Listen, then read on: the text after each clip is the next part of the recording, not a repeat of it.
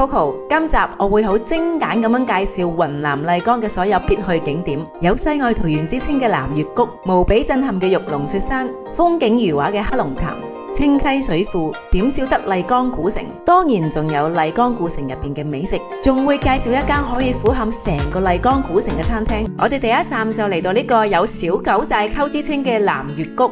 喺天氣晴朗嘅底下，湖水就會呈現藍綠色，配襯埋玉龍雪山作為背景，喺現場感受真係非常之震撼。因為湖水含有豐富嘅銅離子，加上麗江嘅紫外線係比較大，折射喺湖水上邊就變成藍色啦。喺唔同嘅天氣，藍色嘅深淺都有唔同㗎。南越谷咧係當地嘅著名景點，咁當然會有好多商業嘅生意咧，就例如騎呢隻牦牛啦，俾人民幣50蚊，你就可以騎上去影相啦。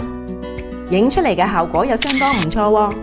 南越谷咧就係位於玉龍雪山嘅中部山腳，積雪融化成為河水之後，就會順山谷而下流到南越谷。眼前見到呢個好似梯級咁樣嘅叫做白水台，河水就會流過呢啲階梯，形成大大小小嘅瀑布。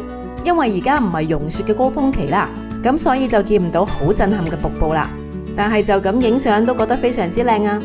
今次我就無緣登上玉龍雪山，但係就見到呢幕震撼嘅日照金山。呢啲喺南越谷旁邊嘅印象麗江，係由知名導演張藝謀執導嘅大型實景 show， 就會喺呢個海拔3200公尺嘅天然圓形露天廣場舉行。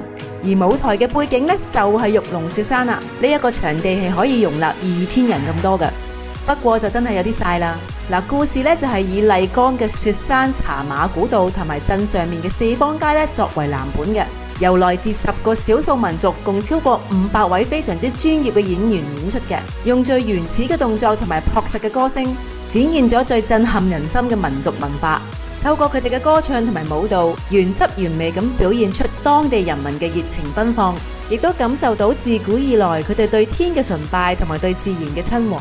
佢哋而家演出緊嘅馬幫舞，馬匹喺紅土舞台上奔跑嘅畫面真係令人震撼。呢一場咁特別嘅 show， 你哋就唔好錯過啦。下一站我哋嚟到黑龍潭，佢係麗江古城嘅一部分，亦都係世界文化遺產，亦都被國家評為4A 級嘅風景名勝區。入到去真係風景如畫，靜靜地咁樣望住呢片大自然，心情都真係平靜好多。黑龍潭其實係麗江古城嘅水源地，佢哋嘅泉水非常清澈，園區入邊仲有好多國寶級嘅古代建築，亦都係全國重點文物保護單位。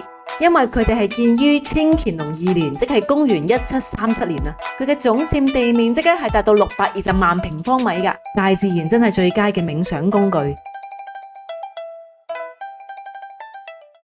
下一站就嚟到黑龍潭旁邊嘅清溪水庫。清溪水庫呢，佢並唔係用嚟服務遊客㗎，佢係麗江主要飲用嘅水源地。講白啲呢，其實佢係一個巨型嘅儲水池。呢度嘅水質非常清澈，佢似一個大湖多過水庫多啲啦。我非常之中意呢個清幽嘅環境。最大嘅好處就係冇咩人知道呢個景點啊，所以可以自己一個人慢慢享受呢度嘅景色。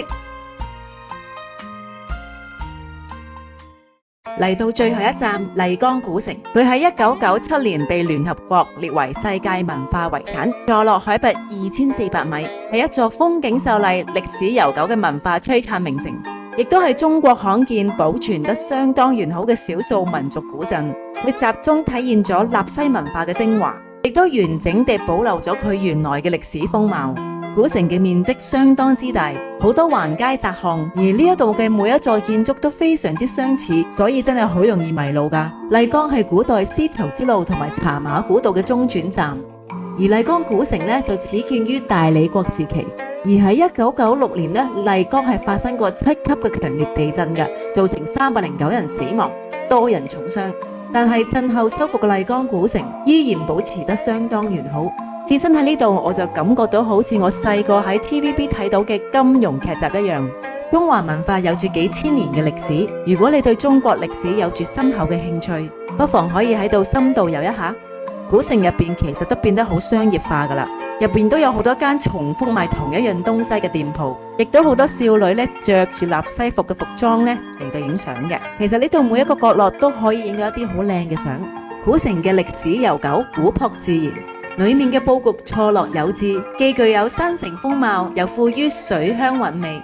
佢除咗融合咗各個民族嘅精華，又有納西族嘅獨特風采，係研究中國建築史同埋文化史不可多得嘅重要遺產。雲南除咗佢哋好出名嘅正宗雲南米線之外呢，仲有好多好嘢食嘅。呢一間位於古城四方街嘅芝麻糊世家，所有芝麻都係師傅親手磨成粉，成間店鋪都充滿住芝麻嘅香味。我本人就最中意食芝麻粉噶啦，唔加糖嘅芝麻糊就係低脂低卡高蛋白嘅恩物，我都即刻買翻2-3罐翻香港啊！除咗芝麻，仲有杏仁同埋其他堅果類，大家如果經過記住食翻碗啊！喺古城入面玉河廣場嘅呢個大水車非常之有標誌性，亦都係打卡景點。而江澤民嘅親筆亦都喺呢個大水車嘅後面嘅。跟住就咁啱俾我發現咗大水車嘅後面呢有一間含雪樓。好奇心嘅驅使底下，我哋就走咗上去啦。原來佢係一間觀景餐廳，佢嘅裝潢非常之古色古香，而佢嘅特點呢就係每一間廂房都可以俯瞰成個古城嘅。呢度嘅景色真係非常之靚啊！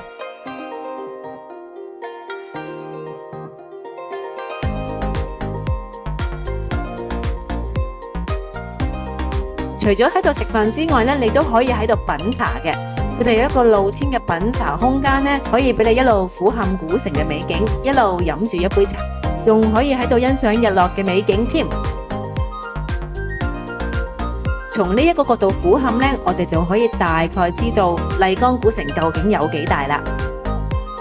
含雪樓呢，仲有好多間唔同嘅廂房嘅，2個人撐台腳或者一大班朋友上嚟食飯呢都冇問題㗎，而且每間房都有靚景睇，想淨係飲杯嘢或者食個甜品都得。嚟到呢個展望台嘅區域，感受一下麗江帶俾你嘅詩情畫意。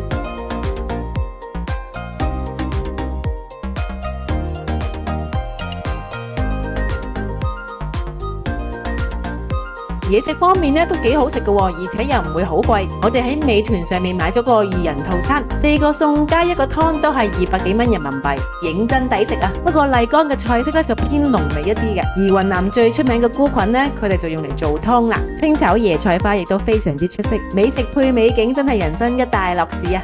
入夜嘅麗江古城都有另一種繽紛，好多餐廳呢都會搖身一變成夜場嘅。餐廳入面就會有人表演唱歌同埋跳舞嘅，跟住就會有好多年輕人出現啦，比起朝頭早更加熱鬧啊！亦都有好多大媽開始跳起廣場舞啦，都係民族特色嘅一種嚟嘅。夜晚亦都有呢個放燈嘅活動嘅，你哋就可以俾錢買一盞蓮花，誠心許一個願，然後放喺湖上面。別錯過這裡的每一個夜晚。原本靜謐的古城霓虹初上，酒過3巡，去四方街夜市湊個熱鬧。夜宵排檔裡，大排骨湯鍋的香味，幾片乳扇，足以寬慰旅者顛沛流離的胃。